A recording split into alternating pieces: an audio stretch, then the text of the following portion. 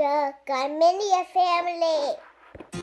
Alright guys, this video is going to be a little bit different. This is more of a review in mine and Marissa's experience in Charleston, South Carolina. We stayed at a hotel called the Andrew Pickney Inn, located in the historic district of Charleston. The main lobby of the hotel is located in this yellow building, as where most of the rooms are located in this building right across the street. The inn itself is centrally located close to the historic city market, as well as the horse-drawn carriage tours. It's also within walking distance to a lot of restaurants and shops. This is the Charleston City Market. It's a collection of local artisans displaying their art. It's a nice place to walk through or even get a souvenir. It's an open-air concept, very charming. The time that we went, it wasn't overly crowded. Also food there. We actually had breakfast at this biscuit place right here.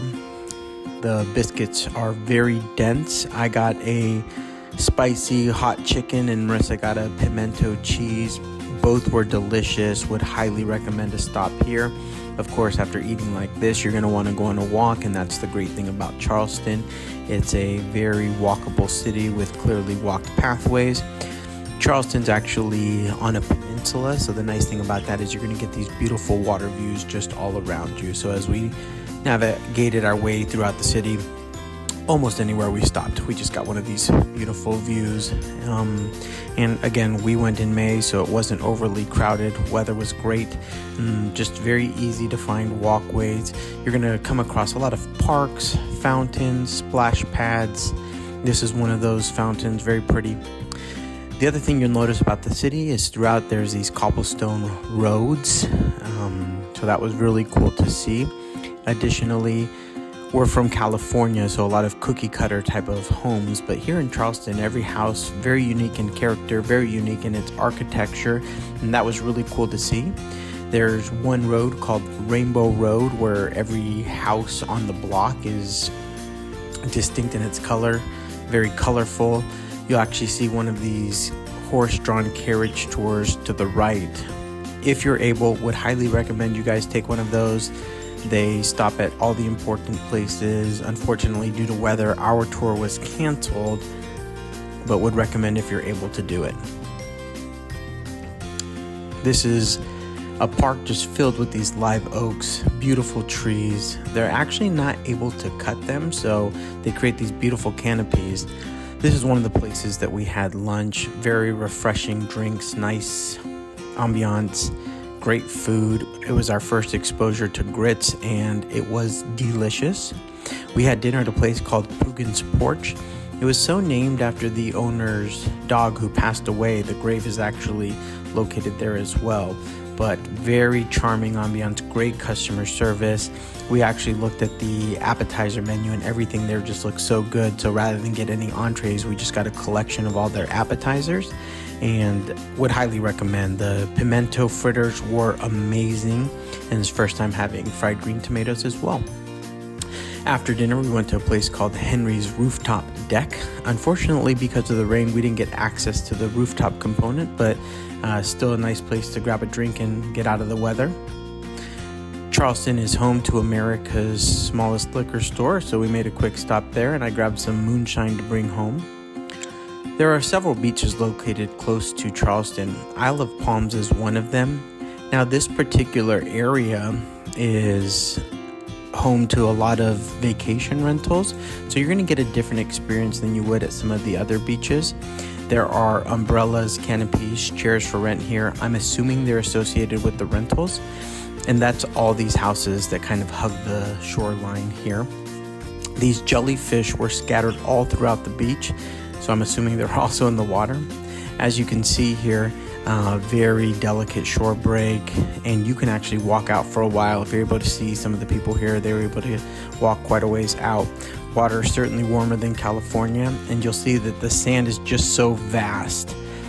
It was very pretty to see all these homes and vacation rentals so close to the beach. If you're able to rent one of these, you get direct beach access, as you'll see here in the video. So One thing we would recommend if you are going to spend a day at the beach, the sand here is very packed, so a chair would be recommended over a blanket or a towel. There in the distance, there's a lighthouse. That's called Sullivan's Island. It's about 3 or 4 miles from this part of Isle of Palms. Rather than get an Uber there, Marissa and I just kind of made the walk and walked around that inlet. There is a little bridge that connects the two. Took us just shy of an hour to do it, but it was a nice way to explore the waterfront and the full coastline of Isle of Palms.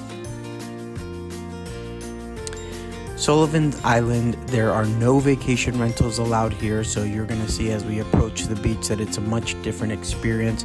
All the streets are broken up by stations. We were recommended to stop at Station 22 to cut into the beach. It was this long, beautiful boardwalk that makes you feel like you're not walking out to the beach, where you had marsh on both sides.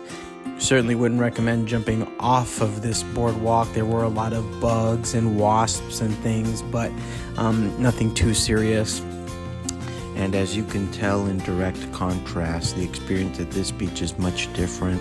It's not as crowded, certainly not really many tourists.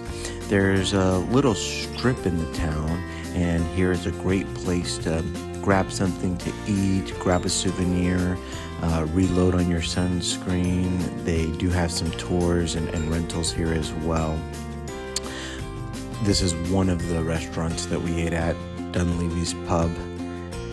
Now on our way to Georgia, we stopped at a beach called Hilton Head.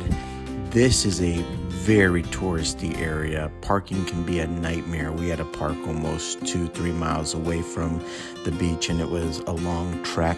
But they do have this little market here, and you can get some food. As you can see, the beach is crowded. I don't think the video does it justice and how crowded it was, but it was difficult to kind of just find a spot to lay out your blanket, and very loud, lots of music. So I would just say, know what you're getting yourself into if you go to this beach. It's certainly a different experience. A lot of jellyfish in the water. The ones that we saw at Isle of Palms, we actually saw in the water here. So yeah, thanks for watching.